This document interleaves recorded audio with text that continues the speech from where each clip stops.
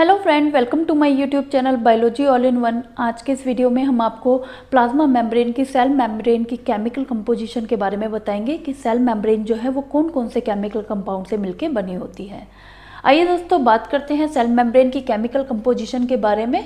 अगर हम किसी सेल मेम्ब्रेन को देखें तो हमें मेनली उसमें दो केमिकल कंपाउंड नज़र आते हैं। एक को हम लिपिड बोलते हैं और जो दूसरा मेजर कंपोनेंट होता है उसको हम प्रोटीन बोलते हैं। इसमें जनरली तीन मेजर क्लास ऑफ लिपिड हमें देखने को मिलते हैं। एक को हम फॉस्फोलिपिड बोलते हैं, दूसरे टाइप के जो लिपिड इसमें देखने को मिलते हैं उनको हम ग्लाइकोलिपिड बोलते हैं, और तीसरी जो मेजर क्लास ऑफ लिपिड हमें इसमें देखने को मिलती है उसको हम स्टीरॉल बोलते हैं। इसमें जो फॉस्फोलिपिड प्रेजेंट होते हैं, जैसा कि नाम ही आपको बता रहा है, फॉस्फोलिपिड मीन्स ऐसे लिपिड जिनके साथ फॉस्फेट ग्रुप अटैच होता है, उन लिपिड्स को हम फॉस्फोलिपिड बोलते हैं। और इसमें हमें मेनली दो टाइप के फॉस्फोलिपिड जो है वो देखने को मिलते हैं। एक को हम ग्लिसरोफॉस्फोलिपिड बोलते हैं और दूसरे को हम स्पिंगोफॉस्फोलिपिड बोलते हैं। ग्लिसरोफॉस्फोलिपिड वो फॉस्फोलिपिड होते हैं जो ग्लिसरॉल से ड्राइव होते हैं या जिसके अंदर ग्लिसरॉल एक्ट करती है एज ए अल्कोहल, उन फॉस्फोलिपिड को हम ग्लिसरोफॉस्फोलिपिड बोलते हैं। जबकि स्पिंगोफॉस्फोलिपिड हम उन फॉस्फोलिपिड को बोलते हैं जिसमें ग्लिसरॉल की जगह स्पिंगोसिन जो है वो एक्ट करती है एज ए अल्कोहल, उन फॉस्फोलिपिड को हम स्पिंगोफॉस्फोलिपिड बोलते हैं। अगर हम इन दोनों की स्ट्रक्चर को देखें तो मेनली ये दोनों के दोनों फॉस्फोलिपिड जो हैं इनके चार मेन कंपोनेंट होते हैं जो इनकी स्ट्रक्चर को बनाने का काम करते हैं। इसका जो पहला कंपोनेंट होता है वो एक अल्कोहल होती है। वो अल्कोहल जो है वो ग्लिसरॉल भी हो सकती है या फिर स्पिंगोसिन भी हो सकती है। अब डिपेंड करता है कि कौन से फॉस्फोलिपिड की फॉर्मेशन करवानी है।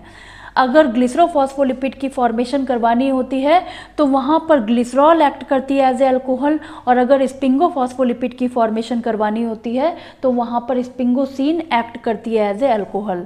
इसका जो सेकंड कंपोनेंट होता है वो एक फैटी एसिड चेन होती है जो कि इस अल्कोहल के साथ अटैच रहती है, और इसका जो थर्ड कंपोनेंट होता है वो एक फॉस्फेट होती है, और इसका जो चौथा कंपोनेंट, फोर्थ मेन कंपोनेंट होता है वो एक अल्कोहल होती है जो कि इस फॉस्फेट के साथ अटैच रहती है।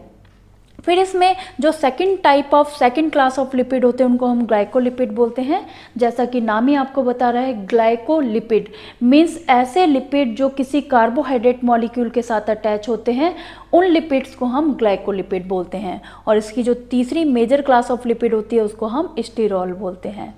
अब हम बात करेंगे इसके सेकंड मेजर कंपोनेंट के बारे में जो कि इसमें प्रोटीन होता है। अगर हम प्लाज्मा मेम्ब्रेन को देखें तो प्लाज्मा मेम्ब्रेन के अंदर हमें जो सेकंड मेजर कंपोनेंट देखने को मिलता है वो प्रोटीन होता है। और प्लाज्मा मेम्ब्रेन के अंदर मेनली दो टाइप के प्रोटीन जो है हमें देखने को मिलते हैं। एक को हम इंट्रिंसिक प्रोटीन बोलते हैं और दूसरे को हम एक्सट्रिंसिक प्रोटीन बोलते हैं। इंट्रिंसिक प्रोटीन को इंटीग्रल प्रोटीन भी कहा जाता है। एज द नेम इंडिकेट, जैसा कि नाम ही आपको बता रहा है, इंटीग्रल प्रोटीन ऐसी प्रोटीन जो प्लाज्मा मेम्ब्रेन के अंदर इंटीग्रेटेड रहती है, उसके साथ कोवलेंटली बाउंड रहती हैं, उन प्रोटीन को हम इंटीग्रल प्रोटीन बोलते हैं।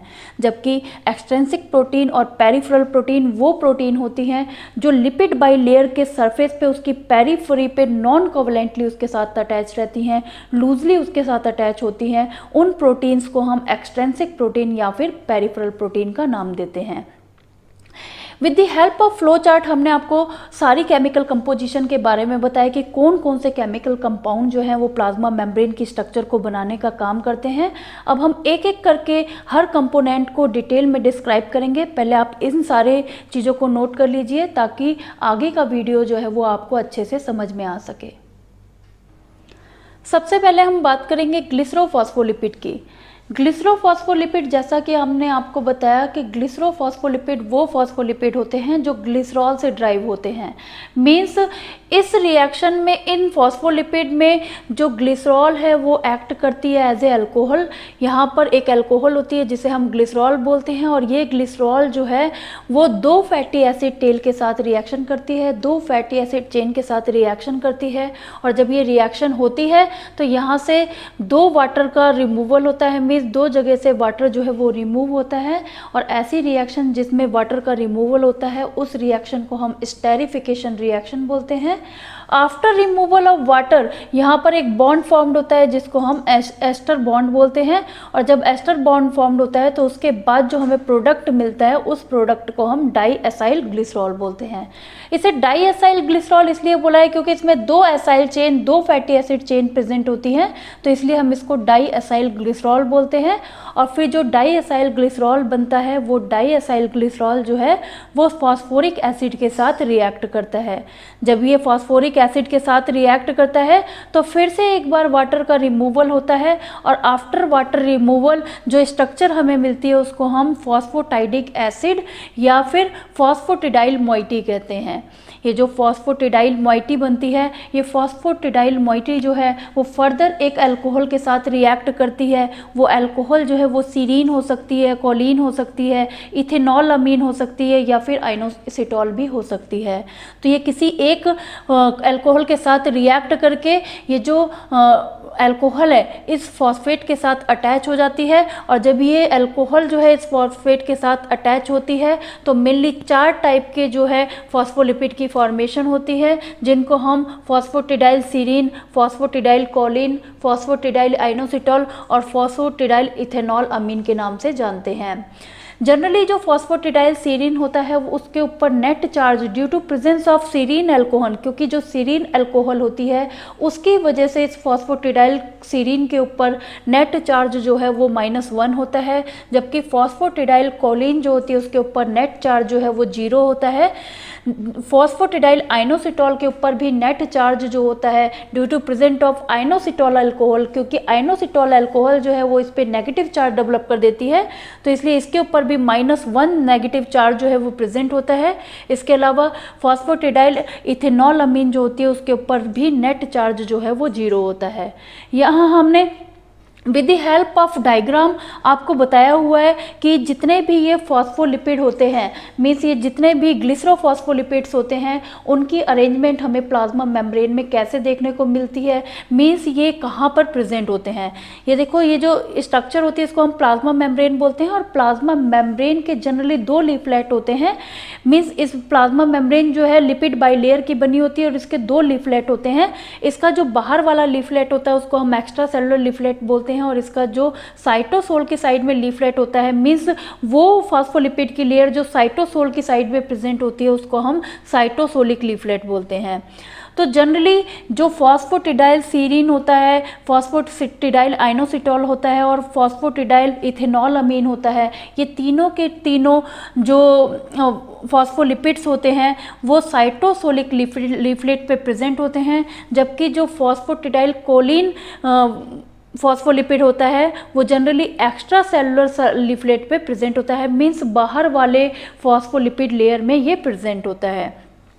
फिर एक special type of phosphatidyl moiety based phospholipid होता है जिसको हम कार्डियोलिपिन्स बोलते हैं।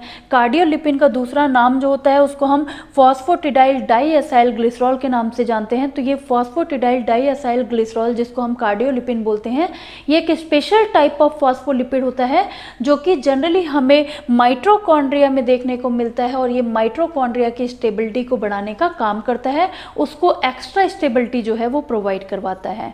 अब हम आगे बात करेंगे दूसरे फॉस्फोलिपिड की जिसको हम स्पिंगोफॉस्फोलिपिड कहते हैं। आइए दोस्तों देखते हैं स्पिंगोफॉस्फोलिपिड को। स्पिंगोफॉस्फोलिपिड ऐसे फॉस्फोलिपिड होते हैं जिनके अंदर ग्लिसरॉल की जगह स्पिंगोसिन प्रेजेंट होती है। मींस ऐसे फॉस्फोलिपिड जो स्पिंगोसिन से ड्राइव होते हैं उन फॉस्फोलिपिड को हम स्पिंगोफॉस्फोलिपिड कहते हैं। स्पिंगोफॉस्फोलिपिड की फॉर्मेशन जब होती है तो इसमें क्या होता है कि स्पिंगोसिन जो है वो एक फैटी एसिड चेन के साथ रिएक्ट करती है, और जब ये इस फैटी एसिड चेन के साथ रिएक्ट करती है तो ये फैटी एसिड चेन जो है with the help of amide linkage इस स्पिंगोसिन के साथ जाकर बाइंड कर जाती है।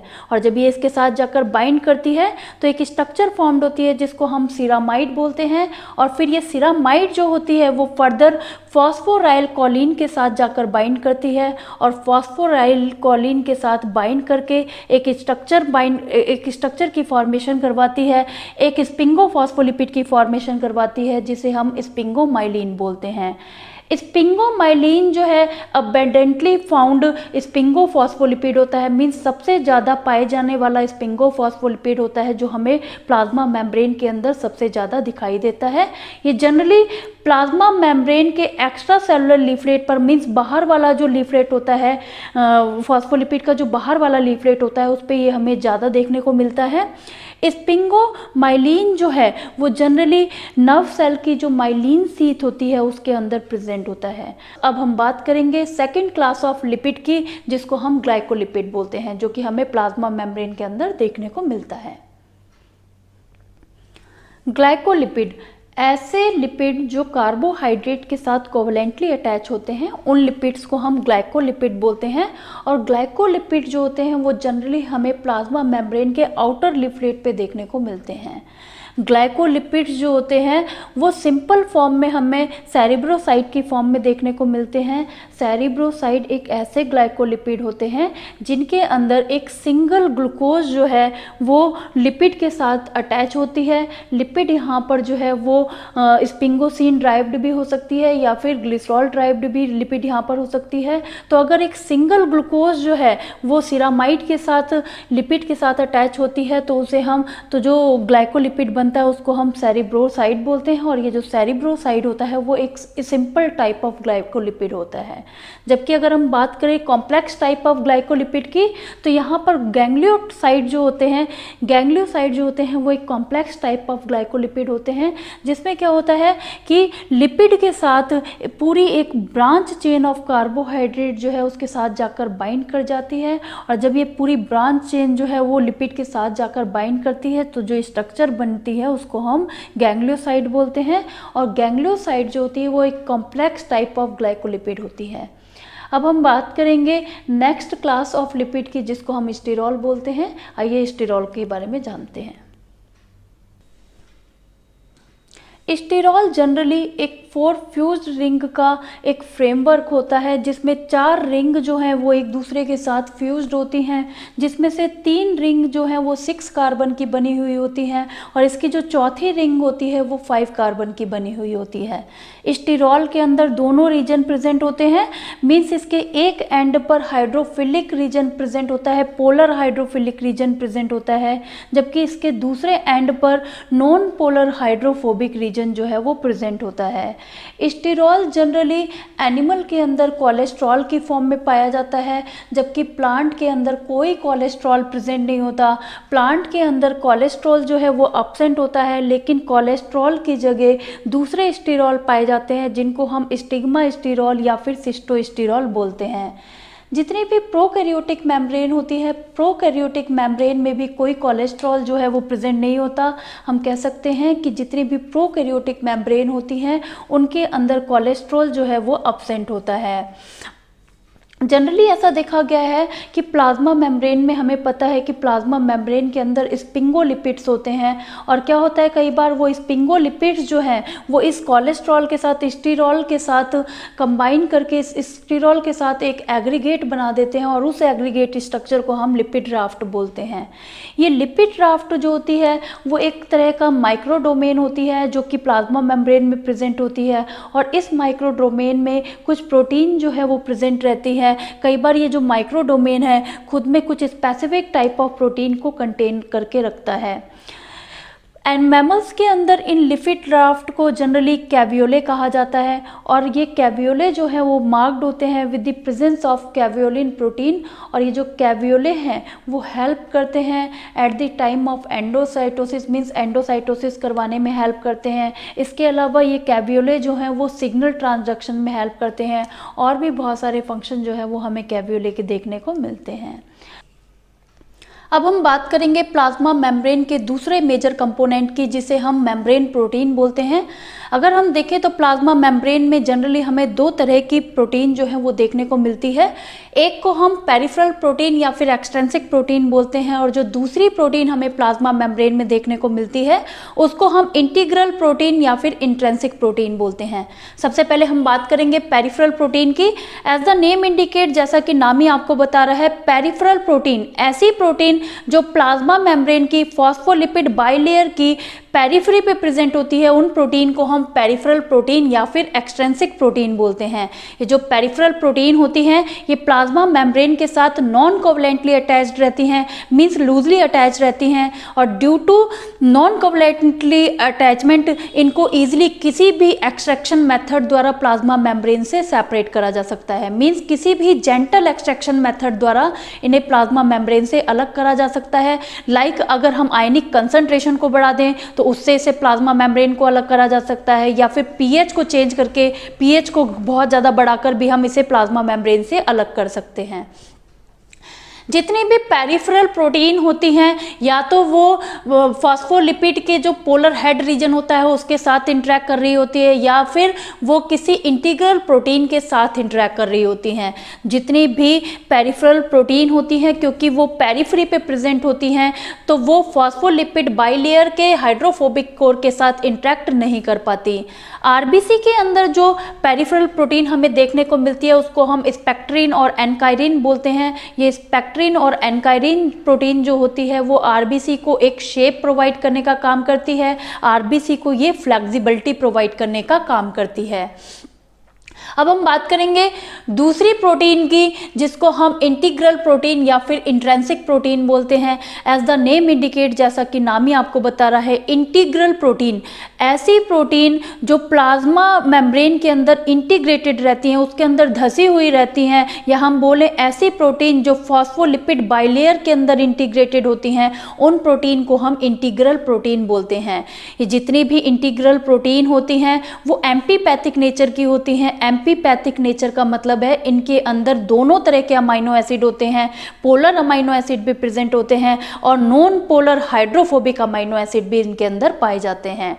Due to presence of non polar hydrophobic amino acid ये प्लाज्मा मेम्ब्रेन को ईजिली क्रॉस कर लेती हैं। ये ईजिली प्लाज्मा मेम्ब्रेन के हाइड्रोफोबिक कोर के साथ इंटरेक्ट करते हुए प्लाज्मा मेम्ब्रेन को क्रॉस कर जाती है। इसलिए हम जितनी भी इंटीग्रल प्रोटीन होती हैं उनको हम ट्रांस मेम्ब्रेन प्रोटीन भी कहते हैं। ज़्यादातर इंटीग्रल प्रोटीन मैंने आपको बताया, मीन्स इंटीग्रल प्रोटीन जितनी भी होती हैं वो कोवलेंटली प्लाज्मा मेम्ब्रेन के साथ इंटरेक्ट कर रही होती हैं। तो प्लाज्मा मेम्ब्रेन के साथ इंटरेक्ट जितनी भी इंटीग्रल प्रोटीन होती हैं उनको किसी जेंटल एक्सट्रैक्शन मेथड द्वारा अलग नहीं किया जा सकता।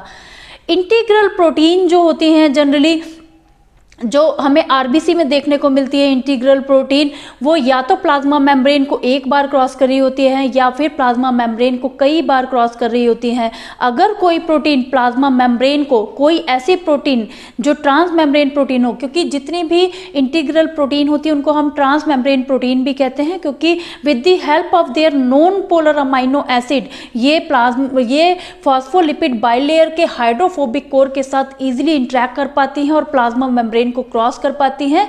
तो अगर कोई trans membrane protein plasma membrane को एक बार क्रॉस करती है तो हम उसको single pass trans membrane protein बोलते हैं। लेकिन अगर कोई trans membrane protein plasma membrane को कई बार क्रॉस करती है तब हम उस प्रोटीन को मल्टीपास ट्रांस मेम्ब्रेन प्रोटीन कहते हैं। आरबीसी के अंदर जो हमें single pass trans membrane protein देखने को मिलती है उसको हम ग्लाइकोफोरिन बोलते हैं, और आरबीसी में प्रेजेंट जो मल्टीपास ट्रांस मेम्ब्रेन प्रोटीन होती है उसको हम बैंड 3 प्रोटीन बोलते हैं। ये दोनों एग्जाम्पल जो हैं वो जनरली एग्जाम्स में पूछे जाते हैं कि आरबीसी के अंदर हमें कौन सी सिंगल पास जो है ट्रांस मेम्ब्रेन प्रोटीन देखने को मिलती है या फिर कौन सी multi pass trans membrane protein हमें देखने को मिलती है। इस पूरे वीडियो में हमने आपको सारी की सारी केमिकल कंपोजिशन के बारे में बताया कि प्लाज्मा मेम्ब्रेन जो है वो किन किन चीज़ों से मिलकर बनी हुई होती है। आई होप दोस्तों आपको ये वीडियो जो है वो समझ में आया है। अगर इससे रिलेटेड आपकी कोई क्वेरी है तो आप कमेंट के थ्रू मुझसे पूछ सकते हैं। अगर ये वीडियो आपको समझ आया है तो इस वीडियो को लाइक और शेयर करें और हमारे चैनल को सब्सक्राइब करें। Thank you.